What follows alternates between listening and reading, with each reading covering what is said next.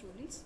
Today we'll start with chapter number 4, Thinkers, Beliefs and Buildings, Cultural Development, that is 600 BCE to 600 CE. बच्चों आप इस figure में कुछ pictures भी देख रहे हो ना, क्योंकि चैप्टर का नाम है थिंकर्स, बिलीव्स एंड बिल्डिंग, है ना। तो यहाँ पे थिंकर्स आपको दिखाई दे रहे हैं, भगवान बुद्ध दिखाई दे रहे हैं, फिर भगवान महावीर दिखाई दे रहे हैं, और बीच में आपको बिल्डिंग दिखाई दे रही है। तो इनके द्वारा जो भी विचार लिखे गए वो बिलीफ हो गए, उनके विश्वास हो गए, ये थिंकर्स हो गए।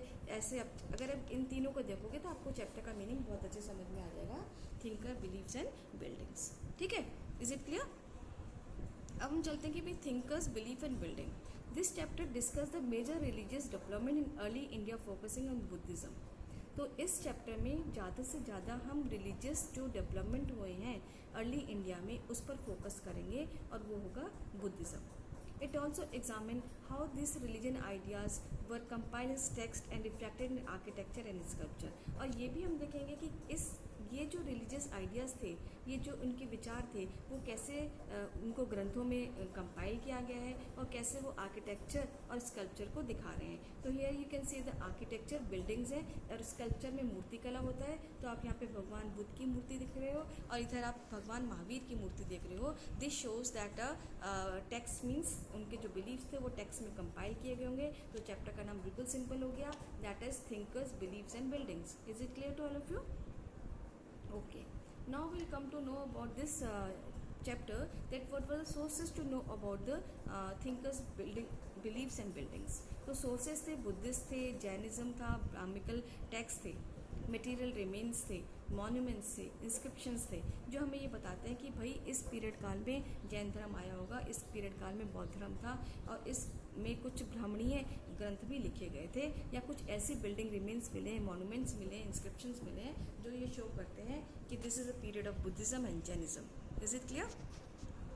अब हम चलते हैं कि जो फर्स्ट मिड मिलेनियम BCE था, उसको टर्निंग पॉइंट वर्ल्ड हिस्ट्री में कहते हैं। जैसे कि मैंने आपको सेकंड चैप्टर में बताया था कि जो 6th सेंचुरी BCE है वो इंडिया का टर्निंग पॉइंट है। ऐसे ही वर्ल्ड में भी कुछ टर्निंग पॉइंट आए, तो वो क्या थे?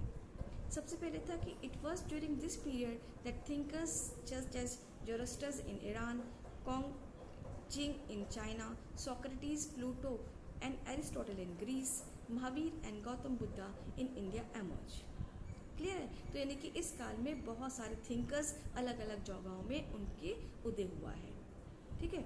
Then they try to understand the mystery of existence and relationship between human and cosmic order. उन्होंने ये कोशिश की कि रहस्यवाद क्या है, उसका अस्तित्व क्या है, उसका एग्जिस्टेंस कैसे है, और जो ह्यूमन है और जो गॉड है उनके आपस में क्या रिलेशन है। उन्होंने इस चीज़ को, कॉस्मिक ऑर्डर, ये जो ब्रह्मांड है, इसमें क्या अस्तित्व इंसान का है और क्या रहस्यवाद है, इन सबको जानने की इन थिंकर्स ने कोशिश की है।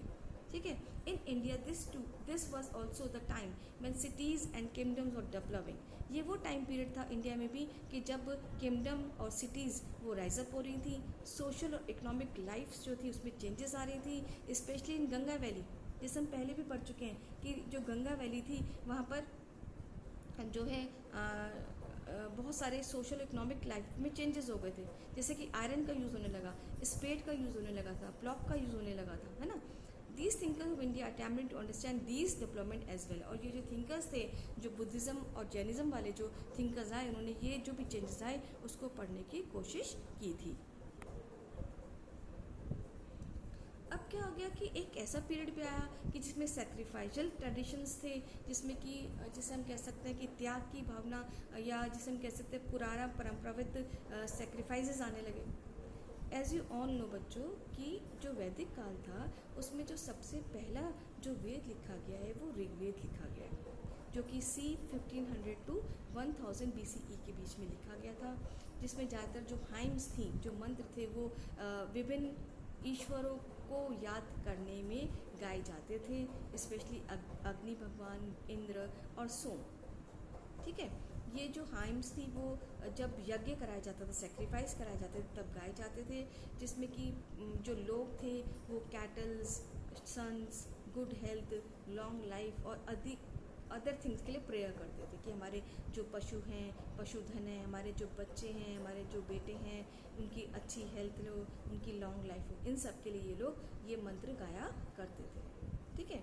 The sacrifices earlier were performed collectively, जो यज्ञ होते थे, जो यज्ञ होते थे, पहले तो वो कलेक्टिवली परफॉर्म होते थे, लेकिन बाद में 1000 BCE to 500 BCE onward, some were performed by the head of household being domestic unit, यानी कि कई बार बाद में क्या होने लगा कि घरों में, अलग अलग घरों में घरेलू यूनिट के आधार पर इन सेक्रीफाइसेस को किया जाने लगा था। मोर एलेबरेट सेक्रीफाइस सच एज राजसूय यज्ञ और अश्वमेध यज्ञ, यानी कि जो राजा लोग थे या जो सरदार हुआ करते थे या जो चीफ हुआ करते थे, जो सबसे इम्पॉर्टेंट यज्ञ कराते थे और वो था राजसूय यज्ञ और अश्वमेध यज्ञ, ठीक है। एंड वो डिपेंड ऑन ब्राह्मण प्रीस्ट कंडक्ट द रिचुअल, और ये जो यज्ञ कराए जाते थे ना, इसमें ब्राह्मण लोग जो हैं वो अपनी बहुत इम्पॉर्टेंट भूमिका निभाते थे, ठीक है। अब जब ये जैनिज़्म और बुद्धिज़्म आया तो कुछ क्वेश्चंस अराइज होने लगे लोगों की तरफ, जैसे कि बुद्धिस्ट जो लोग थे या जो जैनिस पीपल थे, उनके मन में कुछ क्वेश्चंस आने लगे। और वो क्वेश्चंस क्या थे? जैसे many people were curious about the meaning of life, कुछ लोग तो थे कि भाई जीवन का अर्थ क्या है, क्या ये पॉसिबिलिटी है कि जन्म के बाद रीबर्थ होगा? ऐसे बहुत सारे क्वेश्चंस पे ये हॉटली डिबेटेड, ठीक है। People outside the Vedic tradition ask whether there was even a single ultimate reality, क्या केवल भगवान एक है? वैदिक ट्रेडिशन से हटकर लोग ऐसे भी क्वेश्चन पूछने लगे। People also began speculating significance of sacrificial traditions, तो इस तरह से बहुत सारे क्वेश्चंस, बहुत सारे प्रश्न जो थे वो उठने लगे थे। तो एक कुटारगशाला जगह है जहाँ पे there are as many 64 sects और स्कूल ऑफ थॉट। ऐसा मानता है कि जो स्कूल ऑफ थॉट है वो 64 है, और इस पर लाइवली डिस्कशंस और डिबेट हुए वो took place between teachers and the thoughts of the school. तो जो टीचर्स थे, गुरु थे, और जो स्कूल के जो थॉट्स हैं उनमें विचार विमर्श होने लगा, उनमें डिस्कशंस होने लगा। तो कुटारशाला was the place where the debate of teachers were who tried to convince one another and layer per person about the validity of philosophy took place, ठीक है। कुटारशाला लिटरली मीन हट, कुटिया से बना ना, तो कुटारशाला, ठीक है, जहाँ जो कि पॉइंटेड रूफ होती थी, जिसकी ट्रैवलिंग मेडिटेंट्स हॉल्टेड, जहाँ पे कि ध्यान लगाने वाले रुका करते थे। अब जैसे कि कुटारशाला में भगवान महावीर और बुद्धा ने क्या क्वेश्चन किए? उन्होंने वेदों पे प्रश्न उठा दिया, फिर उन्होंने जो इंडिविजुअल एजेंसीज होती थी उस पर अपना एम्फोसाइज किया। They suggested man and woman could strive to obtain the liberation from trials and tribulation of the worldly existence। उन्होंने कहा कि जो महिलाएं हैं और जो पुरुष हैं उनको ये अधिकार है कि वो इस संसारी मोह से अगर वो त्याग पाना चाहते हैं तो उनको आज़ादी, उसकी पूरी आज़ादी होनी चाहिए। They were differ from Brahminical position as they believed that individual existence was determined by his or her birth in a specific caste or gender, ठीक है। तो वो ब्राह्मणिकल पोजीशन से भी एकदम क्या थे, एकदम डिफरेंट थे। कौन लोग? जैनिज्म और बुद्धिज्म वाले। तो आई होप यहाँ तक बच्चों को बहुत अच्छे से समझ में आया होगा my this video. Is it clear? I try to